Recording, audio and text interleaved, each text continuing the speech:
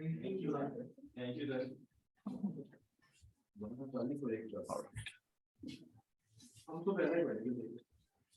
Can I please request everybody to mute their phones or computers, please?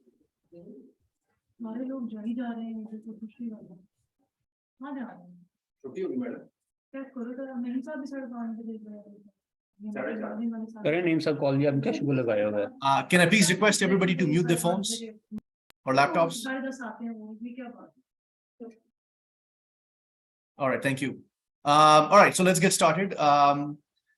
I will need to manage participants coming in as well. So please, I apologize in case I need to break. Okay, all right, so let's get started. Welcome, like I said. Usually those who have attended my webinars know that, as much as possible, I try to keep it very practical.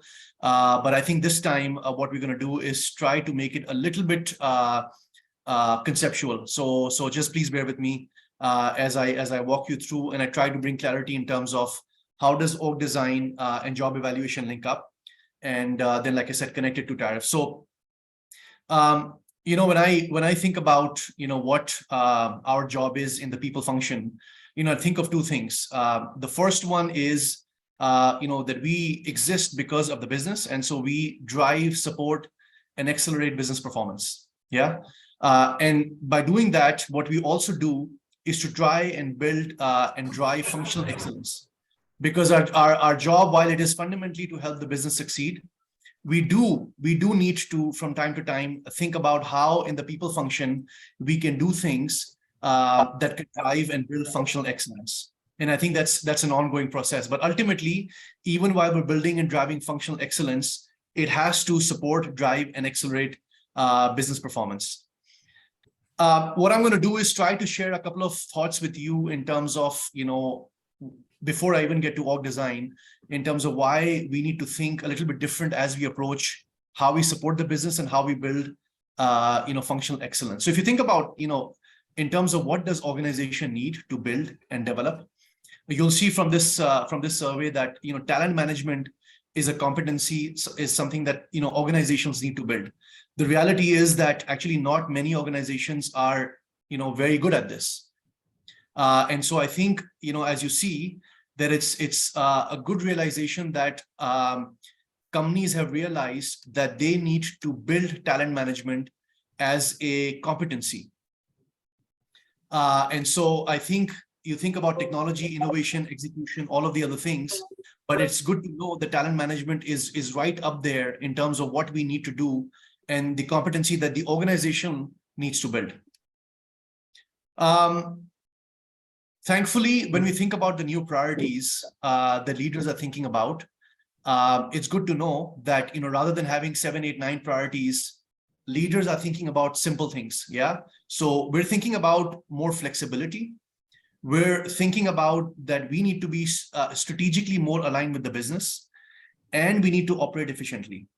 And, as I talk about org design and job evaluation, I want you to keep this in mind because to me personally, I think org design is very much about us being strategic and supporting the business in whatever the business strategy is. And to that extent, at the downstream side of things, it is about being more operationally efficient. So the good thing is that our new priorities are not very complicated. It's kind of going back to the basics about us being more flexible and agile. And as we came out of COVID, unfortunately, we're struggling with the Ukraine war, which has impacted a lot of things. We're seeing inflation that has just gone bonkers. We're seeing, once in 40, 50-year high inflations. You've got a lot of uncertainty around the world. So, we definitely need to be more flexible and agile, like I said, and we fundamentally need to be more strategically aligned to the business. HR leaders see strategic impact as the current top priority, right? And so if you think about our jobs, and if we ask ourselves, are we actually doing strategic work, whatever your definition of strategy is? The fact is that actually we don't. For 90% of us in the people function, our jobs are very operational. Sometimes we have a plan, sometimes we don't have a plan. And we're very reactive that way. And so I think it's good to know that leaders definitely think that we as a function need to be more strategic. And by doing so, we can support the business better. And we need to get back from doing a lot of transactional activities. And to that extent, part of the problem maybe also is that we have not built the skills and capability to support the business more strategically, right?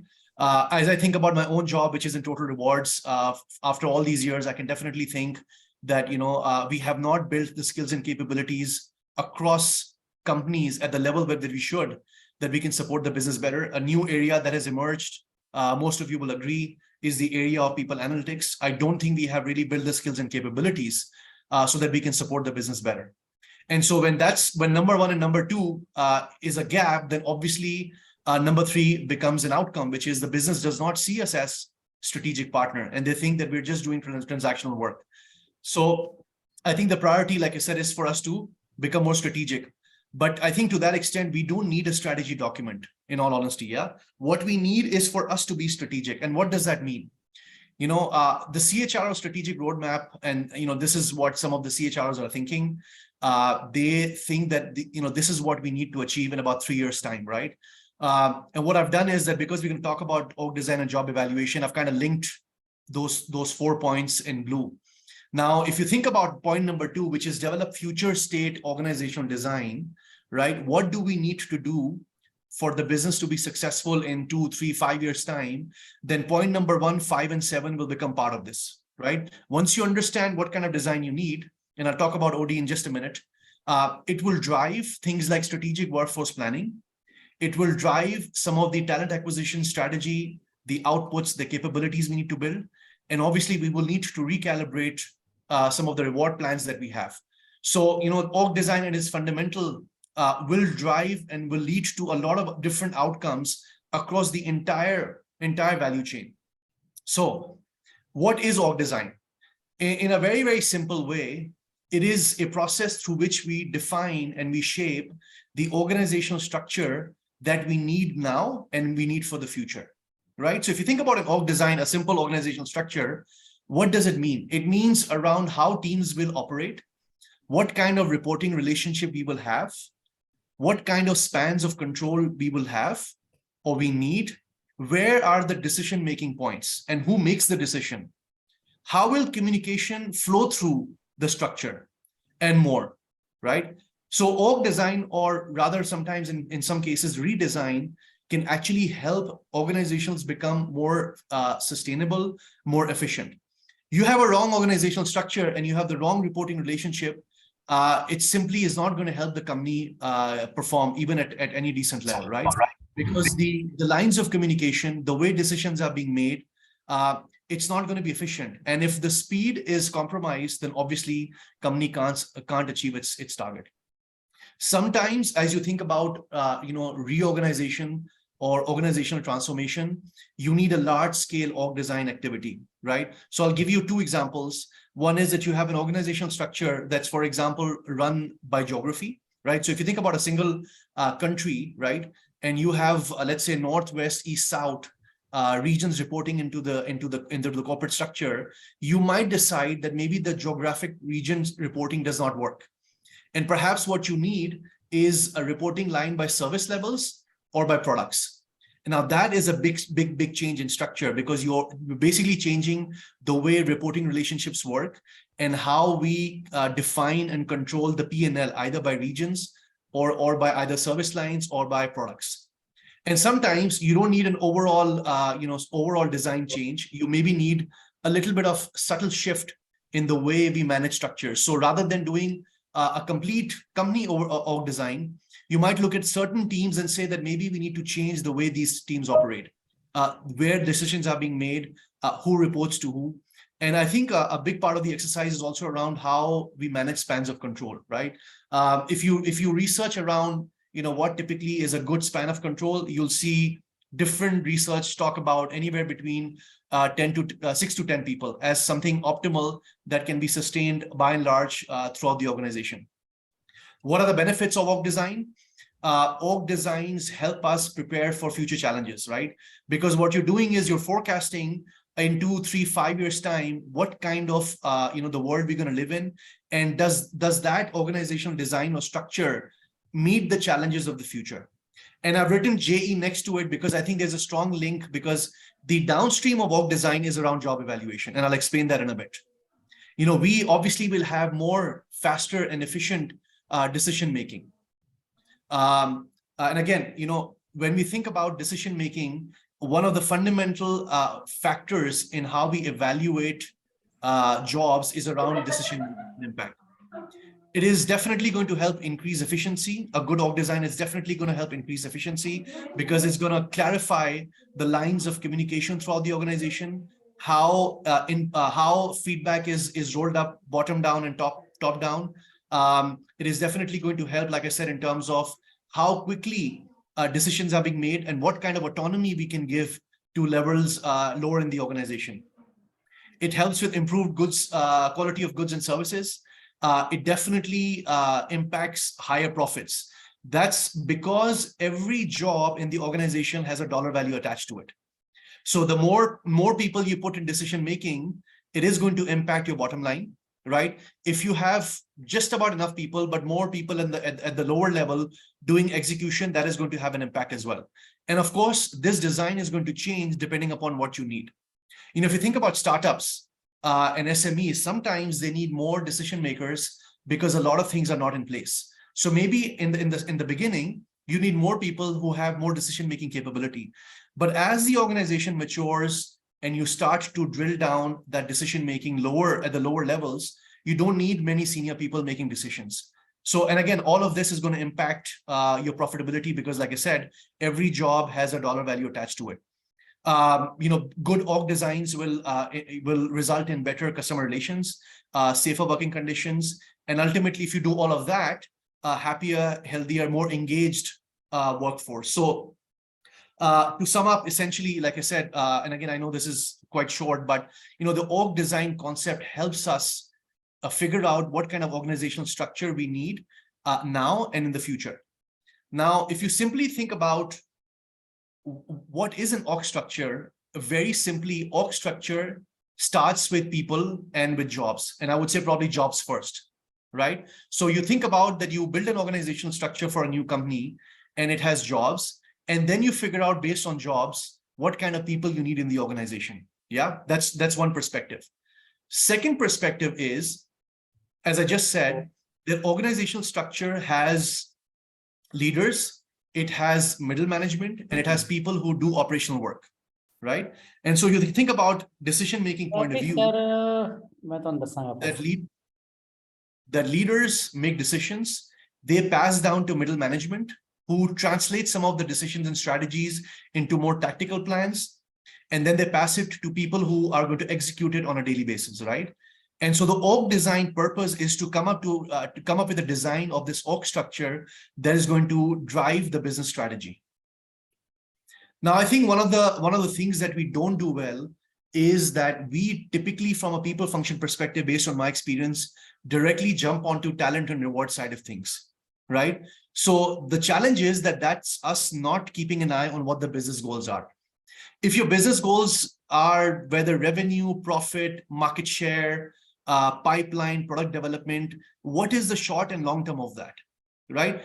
That business strategy and what the business needs to do has to and must be linked to what the org design is going to be, because that structure has to facilitate and has to support whatever the business strategy is. So jumping right into our talent strategy and reward strategy and what we're going to do next year just simply doesn't help, because we're always reactive, we're always firefighting. So what I've done here is just try to show step by step, ideally, at least from my perspective, what we need to do. Business strategy, like I said, goals are fundamental. This is where we start. Your org design work and your org structure has to be linked to that. That structure shape, like I said, spans of control, what kind of reporting relationship, what kind of reporting structure you will have, should be linked and must be linked to the business strategy. And once you've identified what that org design is, what that org structure is, it'll be a little bit easier because now you know what kind of jobs and roles exist in that organization. And I'll share an example with you shortly. So once through the structure, we understand, okay, these are the kind of roles, these are the kind of jobs we have. It makes it easier because now we know what kind of skills we need, what kind of competencies we need, right? And then, of course, it makes it easier to hire people against those. right? So, and then once you figured out what kind of people you need, what kind of jobs you have, all the talent and reward practices, strategy, initiatives, transformation, interventions will drive through that.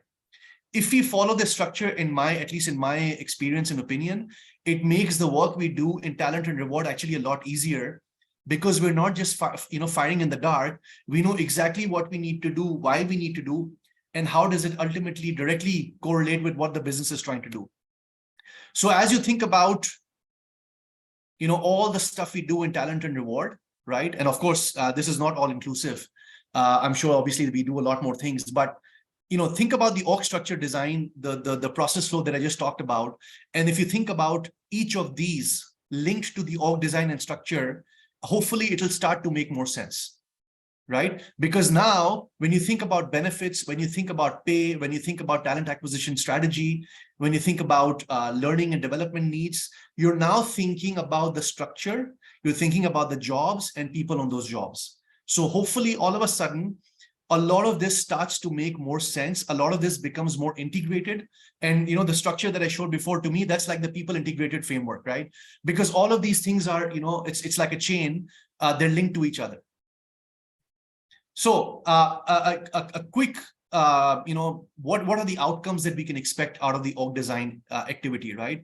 Simple, obviously cost optimization, like I said, you get to control the cost linked to the org structure. Now that you have a better understanding of the jobs and people, you can identify which are the roles where you require niche skills, which are critical jobs. Where do you require a premium to be paid, right? If you have roles, like I said, which are niche, there is a lot of retention issue in the market. You can actually put a retention strategy for critical roles and critical people. You have a better understanding of jobs and roles and the kind of people you need. It will directly impact your talent acquisition strategy. It will talk about the plan you need to have. You can start looking at succession management. You can think about internal and external supply of people with the capabilities you need. And of course, to that extent, we now have for the first time 4 generations of people working with us. What kind of benefit strategy you need? What kind of benefits design you need? We're looking at a new world where benefits and wellness have combined together. So, what do you need from that perspective? Because now you know what kind of people work in the organization, right? What kind of skills they need.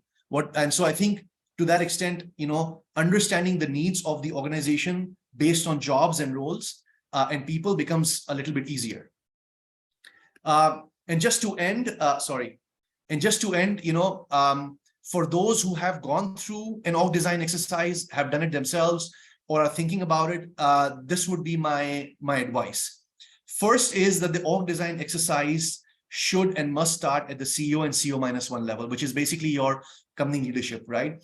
And there's typically a whole series of questions that a facilitator would ask them before even getting into org design, because they need to understand, like I said, the current state and future state of the organization and the strategy. What kind of structure do you need? Do you need a geographic structure? Do you need a product structure? Do you need a service level structure, or maybe something different, right? You need to identify who's going to be making the decisions, right? Where decisions are being made and what kind of decisions are being made. This is very, very important. Ultimately, you're talking about what kind of jobs you have, which are critical jobs, what kind of people you need, what kind of skills and competencies, right?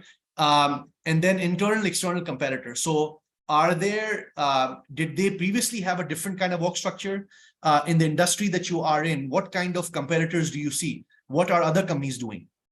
You talk a lot about, you do a lot of deep dives.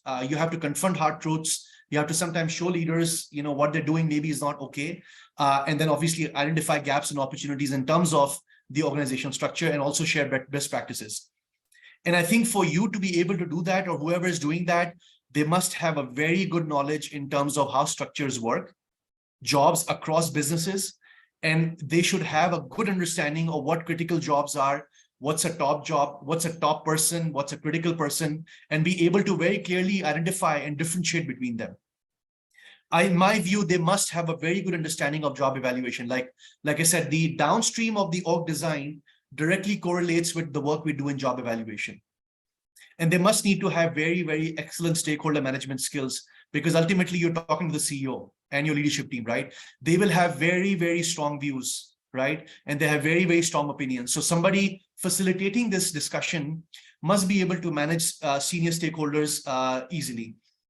And they must also have a good understanding of how the entire value chain is going to get impacted. Because as I showed, the outcomes links to talent acquisition, talent management, succession planning, benefits, pay, all of that. So they must have a very good understanding of how the entire HR value chain gets impacted and start to work with the people team on each of those. Hopefully, in a very short time, I hope that I've been able to give you a little bit of clarity around, org design. And let's quickly move to how job evaluation comes into the picture next. All right. Hopefully, most of you know job evaluation is a lot more common. So at least the basics of job evaluation you understand. I'm going to try and summarize this in a very simple way. That job evaluation, as the name suggests, is about jobs. It is not about the person doing the job or anything to do with the people on the jobs, right? And it's a systematic process by which we actually assess what is the size of that job internally. So assuming you have grades, 1 to 10, when you put a job through a job evaluation framework, it essentially talks about where the job has to land. And you look at a job from a holistic perspective, which I'm going to share in just a short while. So what you're doing is really making sure what and how of the job. It's about making and gathering information as much as possible so that you have a good understanding of what the job is going to do and where does it sit in relation to other jobs in the organization. We don't talk about the person, we don't talk about the performance of the person or anything to do with that. So it's really, really just about the job and what impact that job has in the organizational structure. Let's say, and this is an example, that you have just finished your org design activity, right? Your org design exercise. And you arrived at this organizational structure at the end. And you think that this organizational structure is actually going to support you for the next 3 years, right? Now, the question you might have, the question that we need to ask is, we need to understand and analyze each of these jobs individually. You might be like that the sales manager 1 and 2, which reports to the head of sales, actually is the same as the accounting manager job, right? Because you think they're at the same level, right? And the accountant clerk and sales rep 1 at the lower end are also roughly the same kind of job, right? This is your assumption. But what happens is that actually when you conduct a job evaluation exercise, it validates or it invalidates any of these opinions and feelings you have around those jobs. Because this is a systematic process, there is science and math behind it. It helps you really allocate where the job should be, right? Sorry, give me a second. Yeah. So you figure out where the jobs exist, and then based on the job evaluation output, it helps you, place those jobs in the right grades. So as I gave you an example that if you have grades 1 to 10, your assumption that accounting role is the same as sales manager 1 and 2 maybe is a bit different, right? So accounting manager here is around the same type of job as sales manager 1. Sales manager 2 actually is slightly bigger job. So you say that we can't place it as the accounting manager job. And similarly, you felt that sales rep 1 and accounting clerk is the same. When you validate that through a job evaluation process, it confirms that yes, the size of the jobs of these 2 jobs is the same. Now, why is this important, right? Now, from a practical point of view, if you take the accounting manager job, right, which is right now at grade 7, if you put this at job 8, which is a lower grade job, then there are 2 implications. The first implication is simple, that you're not paying correctly for the job, right? Because all these grades would have a salary range, right? This is where it links to salary survey and your salary ranges. So if you put accounting manager at grade 8, you're actually paying less for this job. And you might be like, yeah, it works. But the reality is that externally, it'll be very easy for any company to come and be like, oh, for this kind of job, this company is giving actually a lot less. So you make it very easy for other companies to come and poach people who are not graded correctly. And on the other side of things, if you put this job at grade 6, you're actually overpaying for this job, right? If you think about grade progression values, as you move a job up and down, we're looking at about 30-35% of payroll cost, right? Incremental or decrease. So, overpaying for jobs and, at an organization level a number of jobs is not going to do well for your P&L. So that's why it's very important that we make sure that by and large, organizational, the grades of these jobs through the org evaluation exercise, job evaluation exercise is correct. Like I said, it helps you control a number of other variables. What are those? When you correctly evaluate a job, right, it helps you with succession planning, right? Obviously, because you know now what the grade of the job is. It helps you figure out which your critical roles are and what jobs and what grades are they on. I already talked about cost. Every job has a dollar value attached to it. So you make mistakes at an organization level, we're looking at a big percentage of dollar value that's either up or down. You help with the promotion pipeline because you know if a job, if an employee exists a job at a particular grade, then you know who you can promote within the organization. It helps with market pricing because, you know, once you evaluate a job, you know what the salary range of that job is in the market that you're operating. It will help with talent acquisition. It will talk about pay for skills, especially where there are jobs that need specialization or niche skills. And to that extent, also the capabilities that you need. So like I said, you start with the org design exercise, you figured out what kind of organizational structure you need, and then you run that organizational structure structured through a job evaluation exercise. And hopefully it gives you a good value of where the jobs should be in your organization. So I hope that I've been able to give you a little bit of clarity of how org design comes first, and then how you link a job evaluation exercise at the end of it. What I'm going to do quickly is talk a little bit further about job evaluation, but in context of the tool that we've developed and we're launching on the 1st of January. And the reason for us to do that is that as I have worked in my companies and have interacted with people in other organizations, the reality is that there is very little understanding or appreciation actually of org design work or job evaluation, right? Maybe some of the more traditional industries do this well, and they have a very robust process in place.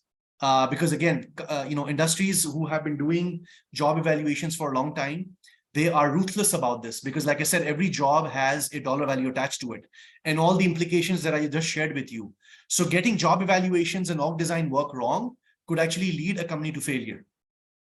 And because companies don't have sometimes a good appreciation of org design work and job evaluation, it leads to very poor talent management practices. I already shared that thing with you, that in terms of process flow, we don't really think about the work we do in talent and reward linked to org design, but we're very reactive that way. And in today's time where things are very, very dynamic, VUCA technically is now the new normal. We need to have a proactive approach. We need to be strategic about org design, the kind of jobs we have, what kind of people we will have. And in recent times, I would say companies are definitely struggling to size up special jobs, critical jobs, and niche jobs, right? How do we manage top talent? How do we manage critical roles? If you don't understand what kind of size of these roles are, what kind of capabilities and skills are needed, obviously, we will always be struggling. And so I think one of the realities in the last, especially I would say 3 to 5 years, is that we're actually moving towards a very specialized world, right? We're seeing normal jobs, but we're seeing a whole suite of specialized jobs come our way. They are niche skills. They are sometimes even single skill set jobs, especially from a tech perspective. We're seeing for the first time in maybe 20, 30 years, a lot of new jobs that are literally single skill set jobs. They just do one thing. And these are entire jobs, right? So we need a framework that can cater to these new jobs, but also balance our standard jobs. We will always have sales jobs. We will always have marketing jobs. And so we need a framework that can balance to that extent regular jobs, but also very highly specialized jobs that require deep expertise or SMEs, right? And to that extent, the reason for developing TAREF is really that we want to be able to balance our regular jobs, but also these niche jobs, right? And to that extent, the job evaluation methodology, the way we size up these jobs has to be updated to cater to what we need right now. And so again, I'm not going to go through all of this, but reality is that at least, based on my, last 15, 17 years in total rewards, some of the job evaluation methodologies have not changed. We still have the same factors. We still look at new jobs through the same lens. And perhaps I think it's time for us to relook at the way we use job evaluation methodologies to look at some of the new jobs. The criticality is that we have to balance what already exists in terms of the existing jobs. We will always have HR jobs. We will always have regular finance controller jobs. But we are seeing, like I said, within, even traditional HR jobs. For example, we now have, head of people analytics. That's a new job a lot of companies have.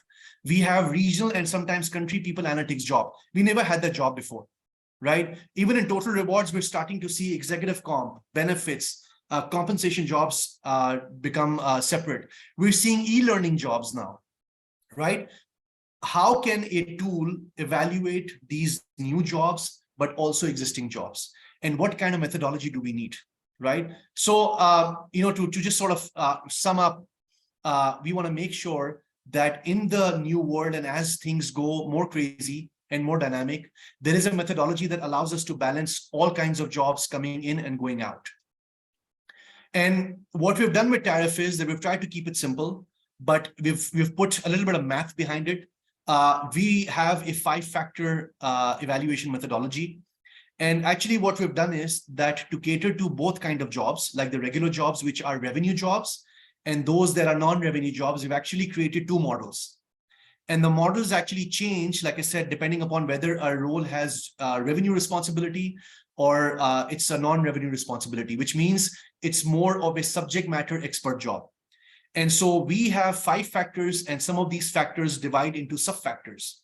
And like I said, the weightage of these change with the kind of job that you're doing. The 5 factors very quickly is financial responsibility. For jobs that have financial responsibility, if you don't have, then basically, the weightage of this will be a lot less. We definitely look at decision-making and impact. And as I talked about the org design, I talked about the importance of jobs that make the decisions across the organization. What kind of stakeholder management does this job, entail, internally or externally? What kind of knowledge, skills, and application does this job need to apply? Does the job need to have? And then what kind of problems this job is going to solve, and what kind of innovation this job is going to be responsible for to solve those problems. So we look at these 5 factors, and we make sure that whether, like I said, it's a traditional role or a non-traditional role, we are able to evaluate the job to the best, And what we've also done is that we have actually road tested this new methodology against a few dozen jobs, both revenue and non-revenue one, and even single skill set and specialized jobs. And at least to us, it makes sense the way these jobs should be ranked in terms of where the job needs to exist in the organizational structure. So far it has. So again, we've tested a number of permutations, and it has worked so far. So just to sum up, as you think about HR transformation and impact analysis, whether from an org design perspective, job evaluation perspective, companies have to be able to evaluate accurately the kind of jobs we have in the organization. As you change your organizational structure, you will need job evaluation. When you do an org design exercise, you will need job evaluation, right? As you include and invest in new kind of jobs, you will need job evaluations. I have always been a huge fan of the work that I've done in job evaluations. I've got a few friends on the phone who I know have done the same. Like some of the more very challenging and sometimes complex business problems and talent related challenges, I've been able to use some of the org design principles that I shared, and even job evaluations, frameworks to solve some of those problems. And I'll share a couple of examples as I close. So just to sum up, and I've changed the heading, although the HR value change in the same, that, once you put a org design and perhaps more practically a job evaluation framework in your organization, it will start to help you manage your current jobs, but also new jobs. To give you a very simple example, one of the companies I work for, you could not start the hiring of a new job unless the job has been evaluated by the comp team, right? And to me, that's a really, really good process, because you're not firing in the dark, assuming based on the assumptions by the manager or even sometimes the HR business partners. Comp team what holds the job evaluation process. They understand jobs better because they control the salary surveys as well. And so by default, as you think about, like I said, the process for current jobs and new jobs, you need to promote somebody, you have to think about the job first.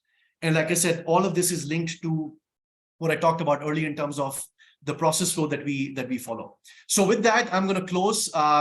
If you can give me 5 minutes to quickly just share those who don't know around what we do in Talent Accelerator. We very quickly, we do three things.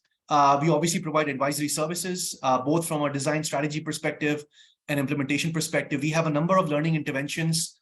We have 3 programs under the Reward Academy, Reward 101 Masterclass, and Reward Certification, which we're about to launch for the Southeast Asia markets. We do performance management from an employee-manager relationship perspective. We run a one-day people analytics intervention, and we're about to launch an EVP employee value proposition more specific to senior HR stakeholders, and it's more of a thought leadership intervention. And we have a couple of tools, like I said, TAREF, which is a job evaluation tool that's launching 1st of Jan. And we're in the process of launching an offer modeler probably by April or May later. Again, I'm not going to go through the advisory services, but obviously from a design perspective, we do a number of things across the entire value chain in Total Rewards. We talked about org design, job evaluations, pay benchmarking, and cost management extensively.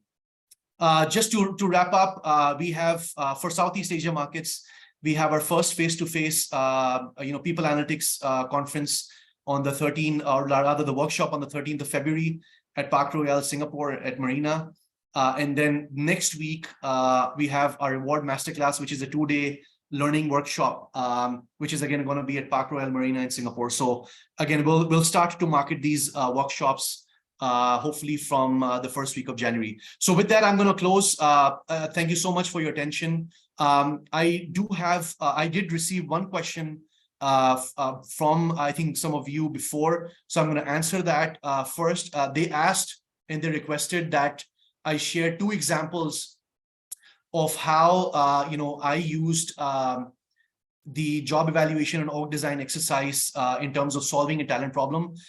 So the first example I'll give you is back from 2011, actually.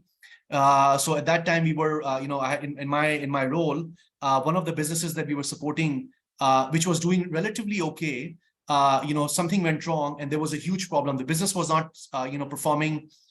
We started seeing very high attrition, up to 35–40%. The work-life balance, all the engagement scores became a problem. And so the first thing that we did was to really understand what was the problem. And we started with a very small org design exercise because the feedback we got that the org design is actually okay, but there are different problems. And what we realized was that prior to 2011, for the last 3 to 4 years, the business actually had grown quite a bit. Actually, it almost grew 30–40%, but a lot of our jobs had not been evaluated in that time, right? So you can think about if many of these jobs actually doubled in size, but we didn't really bother to promote those roles higher across the organization and also identify some of the critical roles, after that growth in 3, 4, 5 years. So we actually did, this is about 250 employee organization. And we did a very extensive exercise of job evaluation where we almost evaluated every job in the company. And if those of you who have done job evaluation, a full job evaluation exercise is at least 6 months long. And so it did take us about 4 to 5 months to evaluate every role in the organization. And what we actually found out was that almost 30 to 35% of the roles in the organization were wrongly graded. They were undergraded, actually. And so, obviously, once we finished the exercise, we were able to promote a number of those roles. It helped us, figure out our succession planning internally. It also helped manage our talent acquisition because we were also getting a lot of rejections from the outside market because obviously we were paying them lower than what these jobs were being offered externally. So that's the first example. The second example is actually fairly recent, I think from about 2 years back. And this is from our analytics team in China. It's a relatively small team of about 55–60 people, but it does actually global analytics work, for our business. And if you look at, if you understand the China market, anything analytics, anything data, anything AI, there's a bloodbath happening. It's a job, it's a skill set, very, very high in demand. And our problem is that because we're only 55–60 people, we compete with the dinosaurs in the China market, which is basically the Alibaba, Baidu, Tencent, right? What was happening was that our employees were moving jobs at +1 or +2 grades. Even sort of junior employees were leaving and basically taking, starting to manage a team of 25, 30 people in analytics. Because our practice in our business was a lot better and more advanced than what some of the local companies were doing. And our attrition actually hit 60% at one point in time. And it was almost impossible to retain anybody. So we did a small OD exercise. What we did was we looked at the org structure that we had. I had a conversation with the head of the analytics in China, and also his boss, who was basically our CFO for the region. And we tweaked the organizational design a little bit. We changed the reporting lines. We talked about the decision making, and we tried to remove some of the decision makers to more execution based roles, because we knew that we're not going to be able to compete with the other larger companies. And what we did was we did a job evaluation exercise for the critical roles. So as a result of that, in summary, we brought down the attrition to about 15%. And I think as far as I remember since that exercise, our attrition has gone down quite substantially. We were able to, like I said, because of the job evaluation and org design, the kind of hiring we needed to do and the kind of talent management we needed to do internally became a little bit more robust. So it actually helped us figure out what kind of skill set and capabilities we needed, and how would we compete with kind of jobs externally. But what we also did at the same time was that we obviously invested heavily in learning and development and giving them more opportunities, because there's always a better job out there. But like I said, the OD helped us figure out and clarify a number of these issues, a number of these problems, and it definitely we saw something positive come out of that. So that's the two examples that I can share with you. I am going to open up the call for any questions. But before I do, actually, I already have received some questions. The first question I have is from Kaval. Do you think a startup, especially IT software house, needs to have a salary band and job levels as per profile experience? My first answer is it actually depends on the size of a company. I would probably say that, if you have a 15, 20 people organization, it's probably not going to help. It's too small. I think once you start to hit 40, 50 people and you start to have distinct 4 or 5 levels within the organization, I don't think you probably will need or will even be able to manage a salary band. So I think the company size probably makes a big difference. So I would say, to me, my personal benchmark that I've also advised a number of other startups is, once you hit 40 to 50 people, and now you have at least 5 levels of grades or bands within the organization, I would say that's when you start to look at salary bands and job levels, and think about maybe even job evaluation to that extent. Hope this helps. Next question is I have one question of JE in an agile organization, especially when we put people in a number and small teams, scrum teams, where they have to work to solve problems together, and no concrete job evaluation exists. So yes, you're right. In a very agile and dynamic organization where if the team size is very small and people are doing 5, 6, 7 different jobs and they keep switching jobs, I don't think it's going to help. Like I said, once your organizational structure becomes a little bit more stable, like I said, once you hit 40, 50 people, chances are that about half of those jobs are going to do regular work, and maybe you'll have a lesser number of agile teams doing those things. So I would say to that extent, yes, in a very small team, an agile team, I don't think the concept of job evaluation is going to help. Any other questions from the audience?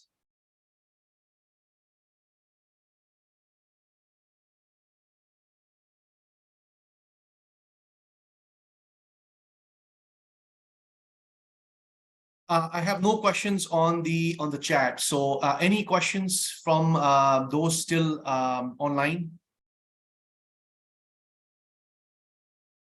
Yep, so thank you.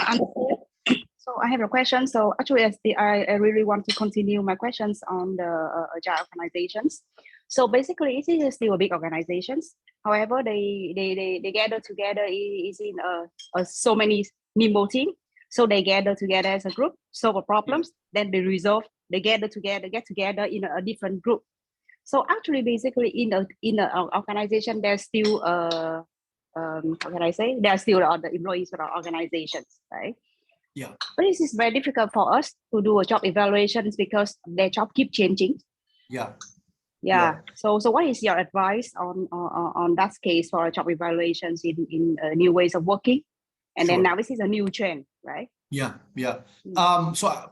So correct me if I'm wrong, Ann. So I would imagine that even in a large organization, you would still have at least 40-50% of jobs that probably don't change, right? So for Correct. example, Correct. in finance, HR, supply chain, Yeah. marketing, Yeah. you will still have jobs that probably 80-90% will be the same. So maybe Right. that's a starting point. So, and I don't know how many employees, you have in that organization, but assuming you have X employees, so half of those jobs are probably going to remain the same. Now, what you have to figure out is that the remaining, whatever jobs you have left, to your point, which are dynamic, that keep changing. Sometimes I know for a fact that when somebody leaves in a job, they sometimes change the structure of the job, right? So I think what you probably need to do is to figure out what kind of, like, how many times and how much of that job changes each time. So if you have some data that backs up and says, okay, in last 1 year, 30 or 40 of those jobs we actually changed. And you might want to think about how much of that job actually changes. Does it change completely? Does it change to a certain extent? Right? And maybe one of the things that you want to think about is from an org design perspective, for these dynamic and sort of agile jobs, can you fix within each department how many and what kind of jobs these will be? So again, I'm trying to really oversimplify, but if you can do maybe a little bit of a diagnostic or a discovery exercise with the leaders of how many of these jobs you need who are going to be agile, they will keep changing, and to what extent they're going to change. Are they going to do completely different things?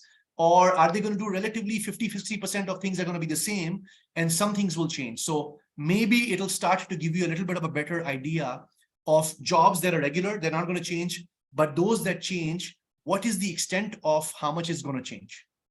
I don't know if I was able to answer your question.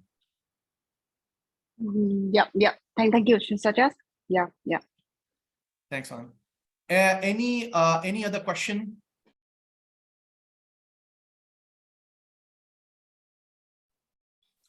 Hello, Sajada. Hello, all. Do you hear me? Hi. Yes, I can. So good to see you. And I've been following you. I'm an ex-Unilever, and that's brotherhood. No, my question is, I work right now. I work for an IT company. It's like 250 people company here in Pakistan, Lahore, Pakistan, and overall it's a 400 to 500 people company globally. So what happens here globally, it is in demand, as you know, and in Pakistan, it's the same thing. People are chasing jobs, they're getting offers, and every now and then they're having almost double. Double is not a problem here. Yeah. So what actually happens? The employee comes with the offer that exceeds their manager's pay scale, Yeah. An external candidate comes to us, we are paying like 500K PKR to the manager, and the employee comes with a 700K. How do you see this? And this has happened like 3 or 4 times. I've seen this. Our head of departments, like 3 to 4, and they had to hire based on the basis of their competency. We have to hire them, and it has happened. Manager was like on a lower salary at that particular time. The employee was on a higher salary, and we did that right afterwards. How do you see the situation? How to work on that, on the salary bands, keeping in view all these circumstances, please? Thank you. Yeah. No, thanks for the question. I think it's a very relevant question in Pakistan. A lot of other people have also asked me the same. Look, I think the starting point for you would be, like I said, I think it's worthwhile thinking about an OD and job evaluation exercise. So I don't know if you guys have actually done a job evaluation exercise, because look, if you build your organization organically, right, because of growth or whatever it is, chances are that you added jobs. I don't know how much of science was applied against those jobs, right? The other thing, so first answer is, I think you should probably think about an OD and job evaluation exercise. If you can't do job evaluation exercise for all jobs, definitely think about the top 15-20% of jobs and conduct an exercise around that. That's number one. Second one is, I think a lot of companies are very reactive to this, right? Because actually the problem is that companies are very scared to lose people, right? So what they do is that they will just start to throw money because they don't want to lose people. That's one point. That's one issue. The other issue is that if your employees are going for other startups, the reality is that it is almost impossible to fight against that, because startups, as you know, they have no structure. If they need people, if they need certain skill sets, they are going to throw money, and no amount of your salary band or structure is going to help. What you also have to do is to actually educate your leaders and managers that you are not going to be able to fight with a startup that needs a certain skill set and one of your employees have. What my advice would be that you want to think about more focus on your hiring, so that if you lose an employee, then you're able to hire from the market. And to that extent, you shouldn't be throwing the same money that others are throwing. Because if you're 500 people, like in terms of the organization size, then you're a decent sized company. So you have to move a little bit reactive. A number of other startups, not that big as big as yours, a number of other tech companies came to me and they're like, oh, we're very scared to lose people and our employees are being thrown, to your point, double the salary. Like I said, if you're losing people to startups, then it's very hard to do it, because you also have to understand it's not just the money. A lot of people move to startups because they like autonomy, they get bigger jobs. So, maybe your software engineer in your company actually goes as a senior software engineer. In a market like Pakistan, that means 50% more salary. So you've got all these other different bits and pieces that we have to understand. But I would highly advise that you conduct a job evaluation exercise. Once you understand and fix your organizational structure better, it will also help you to advise your managers that this is the band that we play with, right? And then it will drive, like I said, a lot of other things out of that. I know maybe I haven't answered your question directly, but I think you have to put structure into your organizational framework, like your bands and your grades, and then start to do one thing after the other.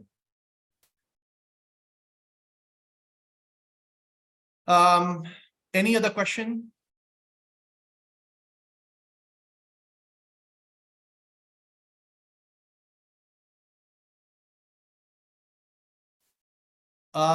Okay, if no